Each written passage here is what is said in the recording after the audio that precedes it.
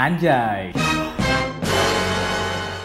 Shalom, selamat datang di Channel of Blessings. Belum lama ini sedang heboh perkataan seorang yang bernama Lutfi Agizal yang mempersoalkan kata anjay. Yang katanya kata ini seharusnya dilarang karena tidak mendidik. Hal ini menimbulkan banyak pro dan kontra di kalangan netizen Indonesia. Bahkan sampai ke banyak public figure. Hampir semua orang itu kontra sama perkataan orang ini. Mungkin yang menjadi pertanyaan kita hari ini adalah sebenarnya ngomong anjay itu dosa nggak sih? Apa yang Alkitab katakan soal kata anjay ini? Marilah kita melihat apa yang Alkitab katakan. Di dalam Matius pasal 12 ayat 35-37 dikatakan, orang yang baik mengeluarkan hal-hal yang baik dari perbendaharaannya yang baik, dan orang yang jahat mengeluarkan hal-hal yang jahat dari perbendaharaannya yang jahat. Tetapi aku berkata kepadamu, setiap kata sia-sia yang diucapkan orang harus dipertanggungjawabkannya pada hari penghakiman. Karena menurut ucapanmu kau akan dibenarkan, dan menurut ucapanmu pula engkau akan dihukum. Artinya saudara-saudari, di dalam kita bertutur kata, di dalam kita berbicara, itu kita tidak boleh bicara dengan sembarangan. Kita harus bicara dengan hati-hati. Karena apa yang kita bicarakan, itu harus kita pertanggungjawabkan pada saat kita berjumpa dengan Tuhan nanti. Termasuk kata anjay yang kita ucapkan. Nah, sekarang pertanyaannya, sebenarnya kata anjay itu boleh nggak sih digunakan? Kita melihat di dalam 1 Korintus pasal 10 ayat 23. Dikatakan, segala sesuatu diperbolehkan. Benar, tetapi bukan segala sesuatu berguna. Segala sesuatu diperbolehkan. Benar, tetapi bukan segala sesuatu membangun. Artinya saudara-saudari, ngomong anjay itu boleh nggak? Boleh. Firman Tuhan berkata segala sesuatu diperbolehkan. Tetapi yang menjadi pertanyaan adalah, apakah hal itu berguna? Apakah hal itu membangun? Itu yang harus kita pertanggungjawabkan saat kita berjumpa dengan Tuhan nanti. Tidak hanya kata anjay saja, semua perkataan kita, baik itu perkataan yang baik, pujian, atau mungkin perkataan yang kasar dan caci maki kita terhadap orang lain, itu semua harus dipertanggungjawabkan di hadapan Tuhan saat hari penghakiman nanti. Nah, sekarang pertanyaan adalah, boleh kalau membangun? Membangun itu membangun yang seperti apa sih? Toh saya ngomong ke teman saya, anjay, kita semakin klop, makin best friend, makin seru kalau lagi nongkrong. Nah, kita perlu tahu membangun seperti apa yang dikehendaki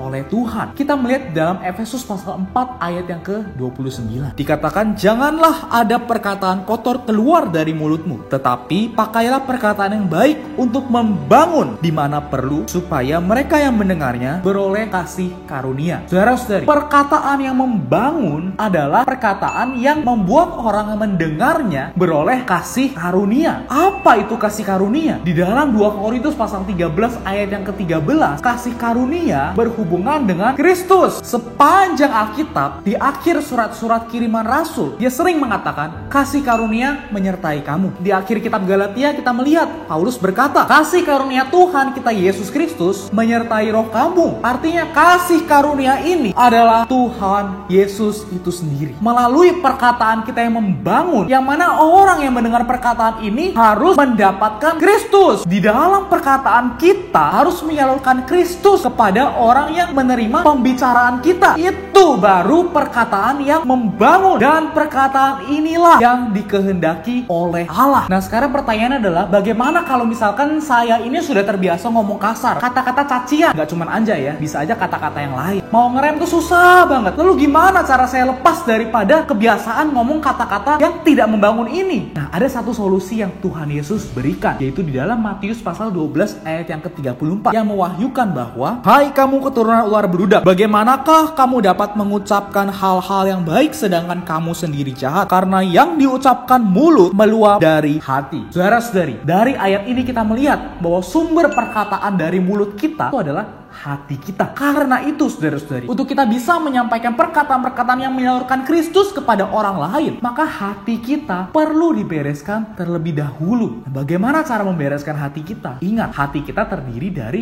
jiwa kita plus hati nurani. Jiwa kita ada pikiran, emosi, tekad kita. Artinya pikiran kita, emosi kita, tekad kita, dan hati nurani kita harus dipulihkan, harus dibereskan terlebih dahulu. Bagaimana cara kita membereskan hati kita? kita. Karena itulah kita perlu Kristus bertambah di dalam kita. Melalui kita setiap hari membaca firman-Nya, mengetahui kehendak-Nya, berdoa, kita bersekutu dengan Dia, tidak cuma dengan Tuhan, juga kita bersekutu dengan saudara-saudara seiman kita. Dan dengan demikianlah, maka hati kita, pikiran, emosi, tekad kita, dan hati nurani kita akan dipenuhi dengan Kristus. Ketika hati kita sepenuhnya sudah dipenuhi oleh Kristus, mengekspresikan Kristus, maka perkataan yang keluar dari mulut kita otomatis adalah perkataan yang membangun. Sehingga setiap orang yang mendengarnya bisa memperoleh hayat Kristus yang tersalurkan ke dalam mereka. Dengan demikian, kita bisa menjadi saluran berkat. Saudara-saudari, damba menjadi saluran berkat, damba menyampaikan perkataan yang membangun. Bereskanlah hati kita terlebih